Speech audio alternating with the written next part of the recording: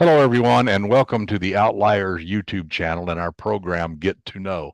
I'm your host, DP Lyle, and I'm here with my partner in crime, Kathleen Antrim. Emphasis on crime. Thanks, Doug.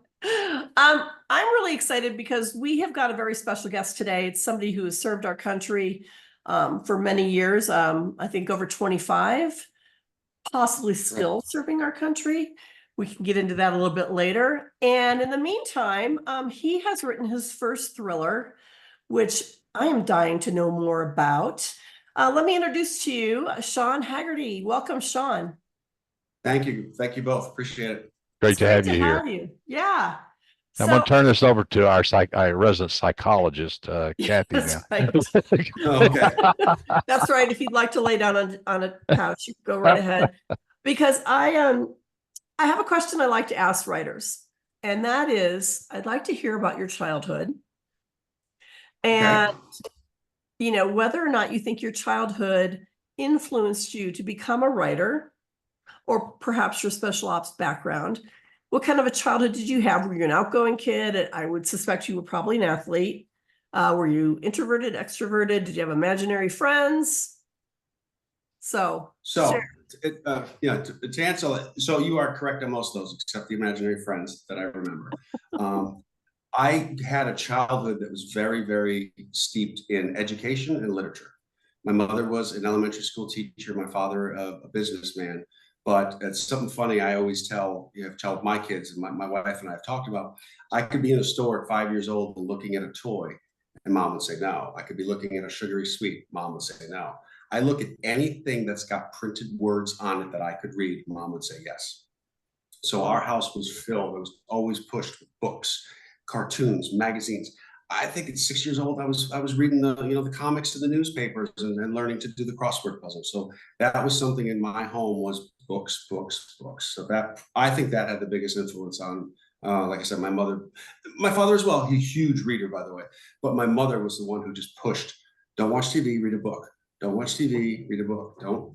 So play outside or read a book. Those are your two choices growing up in the 80s. love that. Absolutely love that.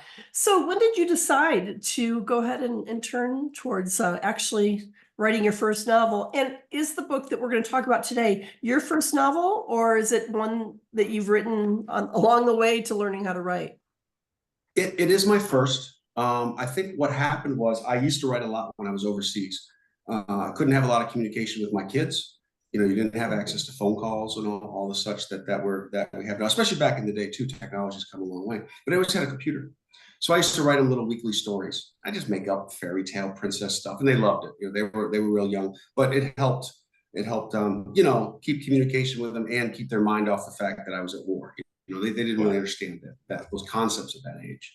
Sure. And then later on, especially as I was starting to get out my last year in the military, as I was going through all my retirement process, excuse me, I went through one of those foundations for transiting troops called Commit, and it was good, but I gave a little pushback because I thought it was unrealistic. Follow your dreams, this is your second chance in life. And I was like, that's great. I can't remember the guy's name. I'm sorry. I'll remember, mention it later.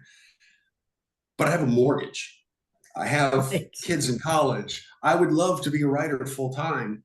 However, I need to make rent. So I've got to be realistic in what I do. So that's where I kind of divided my time. And I was doing some exercises and writing like one pagers and two pages. And this concept was in some of those writings. And I was like, God, I wonder if I could make a book out of this. And I just started writing. I outlined it and I just started writing. Again, not trained, just started writing. And nothing wrong with that. That's for sure. I mean, everybody's got a different way, and I know Doug will probably get into that a little bit with you. It's interesting that you did start to write. Was there anything that was a catalyst that made you want to write a book, or you just were like, someday? There wasn't a catalyst. There really wasn't. But it was something where I'm that kind of person where I start doing something. I'm like, I wonder if I could do that. Well, I'm going to try. And if I fail, hey, it's not life, limb, or eyesight. And since I did do a lot of my studies in United States military history, so actually my master's is in military history. So I use that writing style, which was, I have a little recipe box. They're sitting in my den, and the second book's already starting to get filled. And I take 3x5 cards And that's how I outline my chapters. Oh. So I scoped the entire book first, and then I went and then I did my research. So, again, I'm not an expert in crime scene stuff, so I did research. I have some police friends. My sister's a police officer. I have friends in the FBI. I had my own experiences, and I would have my notes behind those. And then once I had it, I'm like, I've got an outline for a book. I wonder if I can write a full one. I got out yellow 8x11 pads of paper. And by that point, I was just transitioning out of the military, and I got a job at the Pentagon. I got a 45-minute bus ride in and a 45-minute bus ride out, all to myself, and someone else was driving. And I just started writing. And within a year, I had the full book done. I was like, wow, I just wrote. You're in good company. Scott Turow wrote his books like The Fugitive, etc. On his way into and out of work every day. Yeah. So that was his kind of his special writing time as well. And the way you I've got stacks in my den. The way you started writing is like we all did, really. And if you go back to anybody, you go to the bestseller list, they all started the same way. They started by saying, I'd like to write a story. I don't know if I can or not, but I'm going to give it a shot.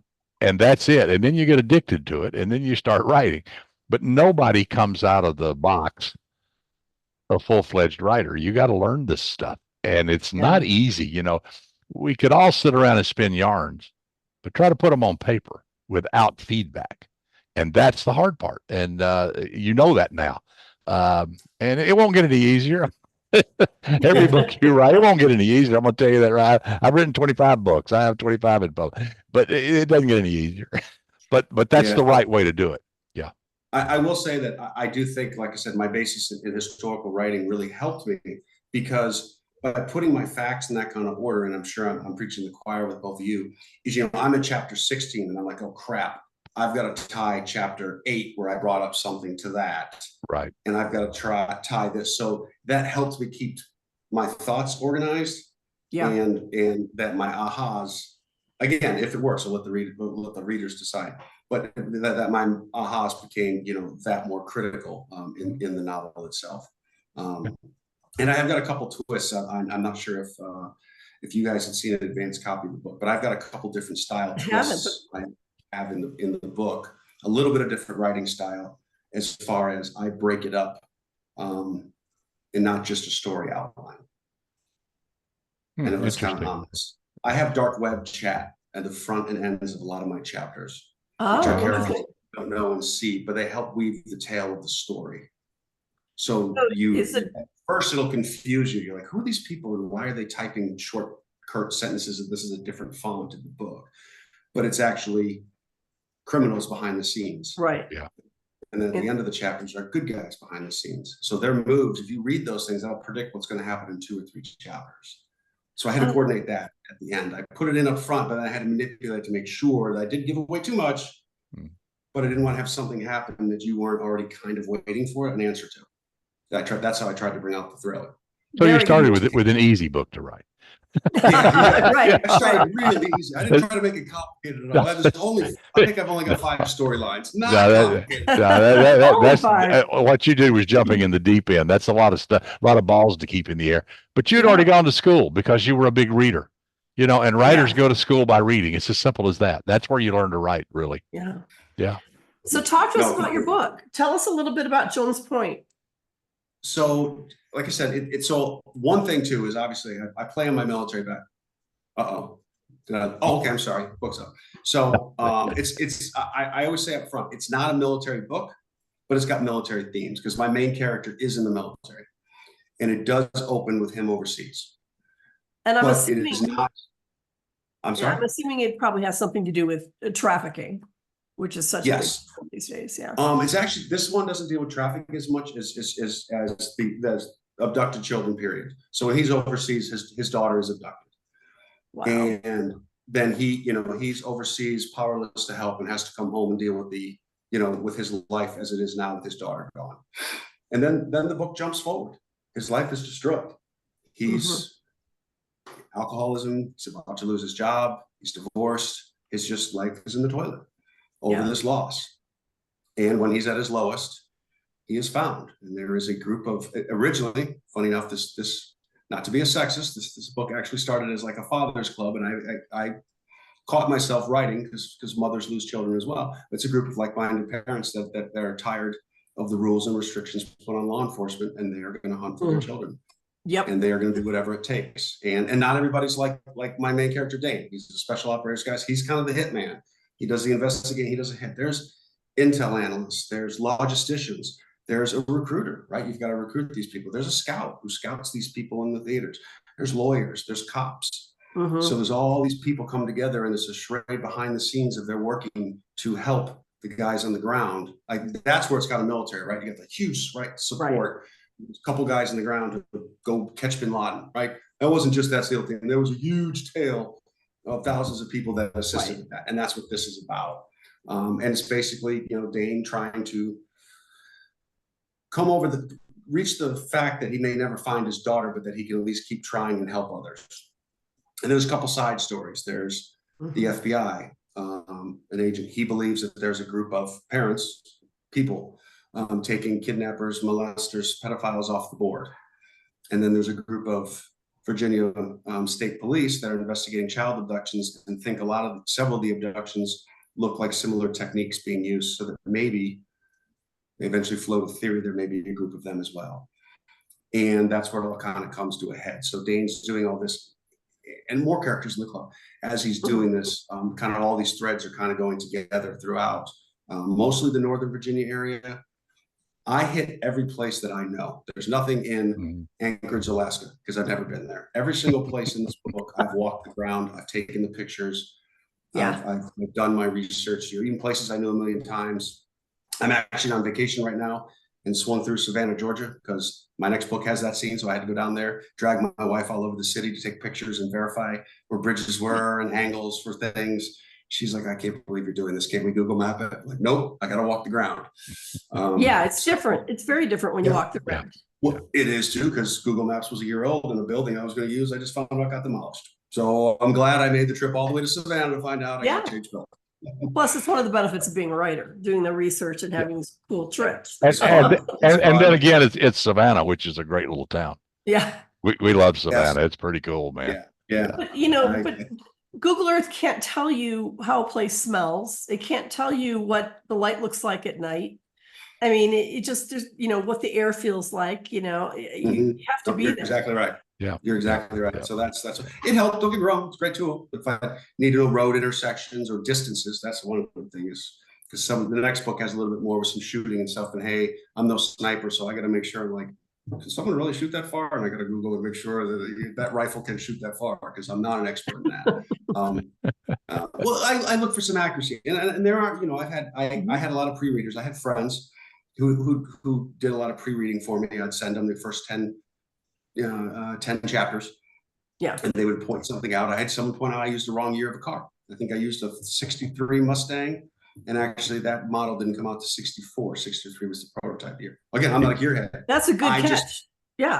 So a friend of a friend read it, said, awesome, you just get that changed. You missed that one little detail. Oh, cool. Because you will get email about that. Yeah. Yeah. And I'm fine. I've got almost 26 years in the military. This skin is very thick. Oh, that's good too. And just remember one thing, there's no such thing as bad publicity. In fact, I think Terry Brooks told me that. I don't know if you know, he was a fantasy writer. He wrote a lot of the Lucas books. And anyway, and Doug and I both had studied under him, golly, in the 90s. Doug and I met in 1996 at a writers conference. We've been friends ever since. But he said, just remember, there's no such thing as bad publicity, no matter what. Even if it's a bad review, people don't remember what the review said. They just remembered that they heard about your book. So, yeah. I have heard that before. Yeah. Still hoping for good reviews. So how much of your own what are you working on now? I'm sorry, what's that? What are you working on now? I'm actually, so this book, in my mind, when I envisioned it, I actually envisioned a 3-part series. So I'm actually about a third of the way already into part 2. Okay. It was one of those things where there was just too much I wanted to say, and the first book couldn't do it. And I'm actually in the second book right now. And I want to get some feedback from the publisher soon, because I'm afraid in the second book, I'm biting off more than I can chew. I know as a reader that sometimes I've seen when authors have done a second or third book, that I found that sometimes they go a little bit overboard and like, hey, the first book was so good, they try to double it. And you're like, I don't want to lose readers. I don't want to have like 8 storylines going now. Right. And then you just go, I don't even remember what I just read. Yeah. So Yeah, it's too much. Yeah. That's what I'm trying to actually get the first half done by this summer, and then kind of let some of my friends and readers check it out and say, hey, you're going from the first book to this. Did I continue the continuity well? And am I giving you too much? Because that's the one thing I don't want to overdo it. Find that balance. Because again, as a reader, Right. I have found that distasteful in the past. Same thing with description, right? I mean, how much do you describe and how much do I let you figure it out for yourself? I was a huge Tom Clancy fan growing up. Huge. But good God. I mean, it would be like His 16 his pages detail. on a stairwell. And I'm like, awesome detail. I've got stuff to do. I just don't have the time. And I like people. I like that. I have got 2 different friends who have read the book and each taken something different away from it. That they played their own movie in their head. And that's what I kind of liked, is that I gave just enough that you got the story, but you can make your own story. And those are the kind of books I like. So well, it's one of the things we teach up and coming writers is trust the reader. You know, if you have a choice between giving them too much detail and not enough, go with not enough. Yes. And make them think, make them figure it out. Because remember, everybody's going to read a different book. Everybody sees the same movie, but people read different books. I recommend reading a lot of Elmore Leonard, because Elmore Leonard tells a story, a very cinematic story, and with great characters and great storylines. And there's no fluff in it at all. It just moves forward. So you're kind of breaking that code that don't overdo, don't overkill, don't give them too much, make them think, make them work. And that's good. Readers like to figure things out. And to participate in and the to story. participate, absolutely. And Yeah, you know, that- and just again, want that's the why I telling always enjoy it. details, not every detail. Yeah. Well, we'll see how it worked out. I think I did it, but you know, Well, good. trial and error. I'll keep going. Very exciting. Very, very exciting. Okay, so tell us where we can buy your books. So right now, I know it is loaded up on Barnes & Noble and Amazon in electronic form. I believe the proof was coming back from Ingram Books today or tomorrow, and then those will be available. It'll be available at Blue Handle Publishing, and then on my website, we'll have links, author SeanHagerty.com. I have my own website. I'm not selling books on my website, but that'll have links that will direct Exactly. Fantastic. So I want to tell our viewers, it's Jones Point. The author is Sean Hagerty. Make sure you get out there and buy this book. He's one of America's heroes, and this book sounds like it's going to be really gripping. I look forward to reading it myself. I also want to ask our viewers to please click the thumbs up. Helps with the algorithms and gets these interviews out there into the world. And please subscribe so we can bring you more of these interviews. Throwing it back to you, Doug. Yeah, Sean, thank you so much. And I love your enthusiasm for this. I remember those days when you're writing your first books, your first 2 or 3 books, and you're like, man, this is so, it's like a kid in a candy shop. You know, you only know enough to get in trouble, but that's okay. Go get in trouble. Right. And so it's been great talking to you, and we're here. We're going to help promote you, and we hope your career flourishes and goes big time. And I have a feeling it will. If you're committed and have passion about it, it will. So I want to thank everyone for listening this time. This has been Get to Know on the Outliers YouTube channel. And as you know very well, we will be back with more interviews and things down the road very soon. So until then,